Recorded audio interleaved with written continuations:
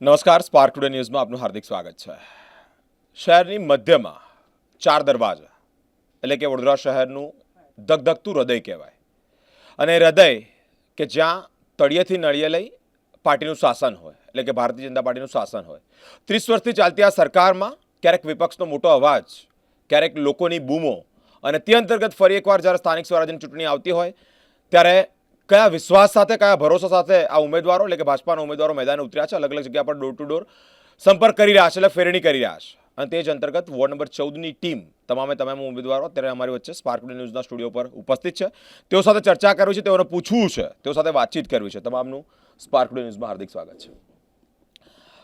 અંકિતાબેન, પહેલાં આપને પૂછવા માંગુ છું કે નવો ચહેરો, નવો ફેસ, પાર્ટી તમારા પર વિશ્વાસ મૂક્યો છે, શું કહેવા માંગો છો? વંદે માતરમ, ભારત માતા કી જય. ભારતીય જનતા પાર્ટી અને મવડી મંડળ દ્વારા મારા પર વિશ્વાસ મૂક્યો, મને તક આપી, યુવા અને નવા ચહેરાને તક આપી, તે બદલ હું દિલથી આભાર વ્યક્ત કરું છું. અને હું નાનપણથી જ મારા પિયર પક્ષ હોય કે ત્યારથી જ હું ભારતીય જનતા પાર્ટી સાથે જોડાયેલી છું. અને અહીં આવ્યા પછી પણ, મેરેજ પછી પણ હું ભારતીય જનતા પાર્ટી સાથે જ જોડાયેલી રહી છું. એટલે મારા માટે આ કોઈ નવું નથી. વોર્ડ નંબર 14 સિટીનો વિસ્તાર, બરચક વિસ્તાર, હજારોની પબ્લિકની અવરજવર થતી હોય, એ જ જગ્યા પર ગંદકી, એ જ જગ્યા પર ડ્રેનેજના પ્રશ્નો, અત્યાર સુધી કયા પ્રકારના નિરાકરણો આવ્યા છે અને શું માનો છો કે તમે જો ચૂંટાઈને આવશો, વિશ્વાસ લોકો તમારા પર વિશ્વાસ મૂકે છે, તો કયા પ્રકારના કામો કરશો? અમારા ધારાસભ્ય શ્રી બાળુભાઈ શુક્લ, અમારા પૂર્વ કાઉન્સિલરો સચિનભાઈ, નંદાબેન, જેલમબેન, હરીશભાઈ, તેમણે વોર્ડ નંબર 14માં અઢળક કામો કર્યા છે. તે કામો ચાલી પણ રહ્યા છે. તે જ કામોને અમે આગળ વધારીશું અને અમારી વોર્ડ 14ની તમામ જનતાના સમસ્યાનું નિવારણ લાવવાની 100% કોશિશ કરીશું, પૂરેપૂરી. અત્યારે ફેરણીમાં જાઓ છો, કયા પ્રકારનો રિસ્પોન્સ મળી રહ્યો છે? ફેરણીમાં રિસ્પોન્સ બહુ જ સારો મળી રહ્યો છે, ઉત્સાહભેર. અમને એક જ કહેવામાં આવે છે, અમે કમળના હતા અને કમળના જ રહીશું. હા, એવું પણ કહે છે કે તમારા પૂર્વ કાઉન્સિલરો જેમ અમારી સાથે ઊભા રહેતા હતા એવા તમે પણ ઊભા રહેશો. અમે એવી બાહેધરી આપી છે કે હા, અમે રાત હોય દિવસ હોય ગમે ત્યારે કોઈ પણ સમસ્યામાં તમારી સાથે ઊભા રહીશું. અમારા પૂર્વ કાઉન્સિલરો કે અમારા ધારાસભ્યશ્રી હોય, કોરોના કાળમાં, પૂરની સ્થિતિમાં ટ્રેક્ટર લઈને ફૂડ પેકેટ, દૂધ, તમામ સેવાઓ પૂરી પાડી હતી. તેની સાથે અમે પણ જોડાયેલા હતા. એટલે અમે પણ એવી જ કોશિશ કરીશું કે અમે પણ તેની એ મુજબ કામ કરીએ. દિવ્યાબેન, શું કહેવા માંગો છો? આપને તો આ બીજી ટર્મ વચ્ચે ગેપ હતી અને ફરી એકવાર પાર્ટીએ વિશ્વાસ મૂક્યો છે, શું કહેવા માંગો છો? પહેલો તો હું મોવડી મંડળનો અને મારી બીજેપી સરકારનો ખૂબ ખૂબ આભાર વ્યક્ત કરું છું.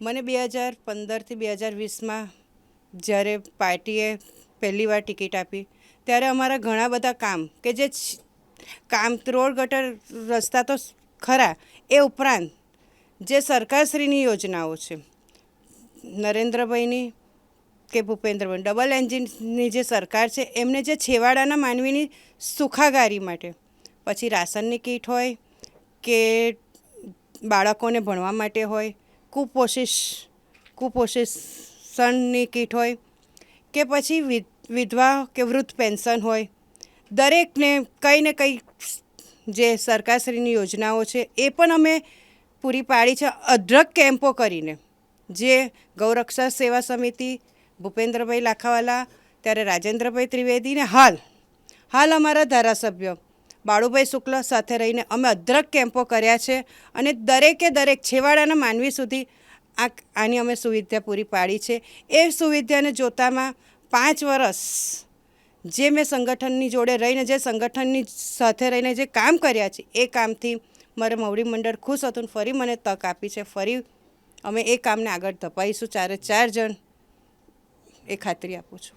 સારી એવી કેન્દ્ર સરકારની સાથે રાજ્ય સરકારની તમે સ્કીમ કે લોકોને મળતી એ સુવિધાઓની વાત કરી, પણ નગરસેવકનું ઇલેક્શન છે, નળ ગટર રસ્તા, જ્યારે કોઈને તકલીફ પડે તો એ પ્રધાનમંત્રીને કે મુખ્યમંત્રીને કહેવા નથી જવાના. એ અમારી પાસે, હા ચોક્કસ, એ અમારી પાસે જ આવવાના છે.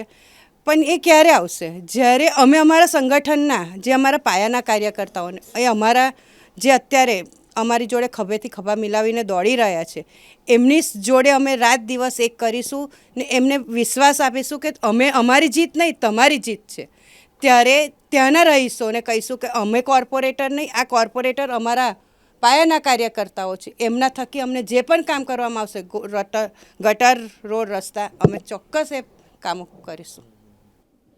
વિશાલભાઈ, શું કહેવા માંગો છો? નવો ચહેરો, નવી એક દિશા, નવું એક કિરણ, નવા લોકોની આશાઓ પરિપૂર્ણ કરવા માટે, એ વિશ્વાસ અપાવવા, એ ભરોસો આપવા માટે તમે ડોર ટુ ડોર જઈ રહ્યા છો. કેવો પ્રચાર છે? સૌપ્રથમ તો કેવા પ્રકારનો તમને રિસ્પોન્સ મળી રહ્યો છે? સૌપ્રથમ તો હું ગુજરાત અને વડોદરા શહેરના અમારા તમામ મોવડી મંદિરોનો આભાર માનીશ કે તેમને મારા જેવા એક પાયાના નાના કાર્યકર્તાને લોકોની વચ્ચે રહીને કામ કરવા માટેની એક તક આપી છે.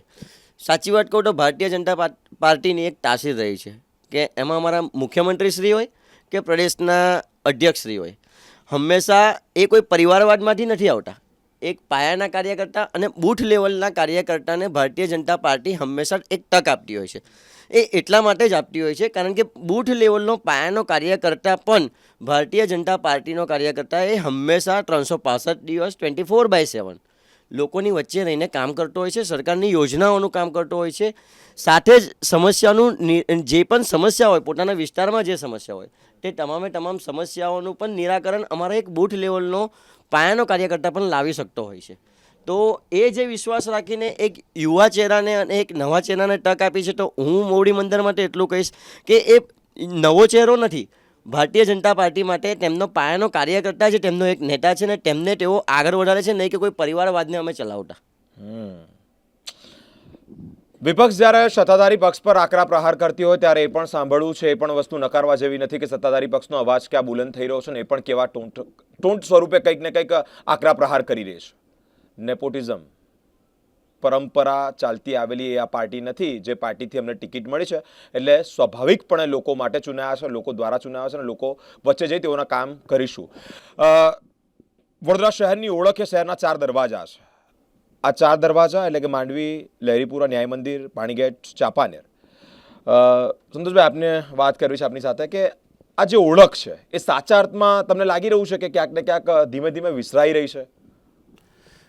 ના, જે ઓળખ છે એ રહેવાની છે અને આવનારા દિવસોમાં જે તમે કહી રહ્યા છો કે જે 4 દરવાજા છે, જે અમારા કાર્યકર્તા છે, જે પૂર્વ કાઉન્સિલરો છે, સચિનભાઈ છે, હરીશભાઈ છે, જેલમબેન છે, મિનેશ કાકા છે, એ 4 દરવાજાની અંદર કામ કરી જ રહ્યા છે અને આવનારા દિવસોમાં કામ થવાના પણ છે અને ચાલુ બી થઈ ગયા છે મારા ખ્યાલથી. અત્યારે લોકોને કયા પ્રકારની બાહેધરીનો વિશ્વાસ અપાવી રહ્યા છો? હમણાં અમે ડોર ટુ ડોર ફેરનીમાં કરી જઈ રહ્યા છીએ ત્યારે બહુ સારો પ્રતિસાદ મળી રહ્યો છે અને અમે જનતાને એવું જ કહેવા માંગીએ છીએ કે જે ઇલેક્શન 28 તારીખે રિઝલ્ટ આવ્યા પછી અમે 30 તારીખથી 4 કાઉન્સિલર દરેક વિસ્તારમાં ફરીશું અને દરેક વિસ્તારમાં જે કંઈ સમસ્યા હશે એ સમસ્યા પૂરી પાડીશું. વોર્ડ નંબર 14 એટલે પોળો કહેવાય, અલગ અલગ બધી પોળો આવી છે, બરાબર? અને આપણી પહેલાંની જે સંસ્કૃતિ એ છે એ જ છે. અત્યારે કદાચ મોટા હેરિટેજ મોટી બિલ્ડિંગો ઊભી થઈ, અલગ અલગ જગ્યા પર વાયલી ને બધી જોઈ રહ્યા છો, પરંતુ શહેરની પહેલી આપણી ઓળખ જ એ છે. તમે માની રહ્યા છો કે એ જીવંત રાખી શકવામાં તમે લોકો સફળ રહેશો? ના, એ જીવન તો અમે રાખી શકવાના સફળ થઈશું. અમે 4 કાઉન્સિલર જે કંઈ હશે અમે જોડે મળીને બધું કરીશું. જીતનો વિશ્વાસ વ્યક્ત કર્યો છે ભારતીય જનતા પાર્ટીના તમામ ઉમેદવારોએ. વોર્ડ નંબર 14 વડોદરા શહેરનું ધગધગતું હૃદય, હાર્ટ કહેવાય, કારણ એની અંદર એ 4 દરવાજા વચ્ચેના સરકાર 4 દરવાજા વચ્ચેના ઉમેદવારો, તેઓની સાથે ચર્ચા કરી, શહેરના વિકાસ અંતર્ગત ચર્ચા કરી છે અને આ લોકો પાસેથી જાણવું છે કે તમે કયા ઇન્ટેન્સથી લોકોને અમને મત આપો તેવું કહી રહ્યા છો. ભાજપ કમળ દબાવજો, બેને જે પ્રમાણે વાત કરી તે પ્રમાણે કે લોકો કહી રહ્યા છે કે પહેલાં ભાજપ હતું, અત્યારે છે ને ભવિષ્ય પણ રહેવાનું.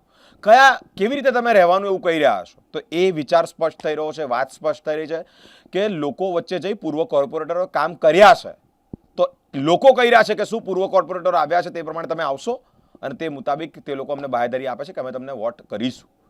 વડોદરા શહેરના વિકાસ, રૂંધેલેલો અવાજ, અલગ અલગ બાબતે થતી માંગણીઓ અને વિપક્ષ કરેલા આકરા પ્રહારો, એ બાબતે સંતોષ મળે. લોકો આ બાબતે વિચાર સાચા અર્થમાં વડોદરા શહેરનો વિકાસ થયો છે. આ 76 ઉમેદવારો, પાર્ટી કોઈ પણ હોય, અમે એટલે કે સામાન્ય માણસો, જનતા એક જ અપેક્ષા રાખી રહી છે કે શહેરનો વિકાસ જોઈએ છે. આગામી સમયમાં કોનું બોર્ડ બને છે, કોની સરકારના ઉમેદવારો આવે છે, કદાચ એ આપણે અત્યારે કહી ન શકીએ, પરંતુ સ્પષ્ટપણે એટલું તો પૂછવાનો અમને અધિકાર છે કે સાચા અર્થમાં શું વડોદરા શહેરનો વિકાસ કરશો?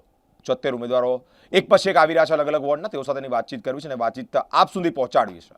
તમામ ઉમેદવારો સાથેની વાતચીત જોવા માટે અમારી સાથે સ્પાર્ક ટુડે ન્યૂઝ પર જોડાયેલા રહો. કેમેરામેન ગૌતમ સાથે હું બિરેન, સ્પાર્ક ટુડે ન્યૂઝ.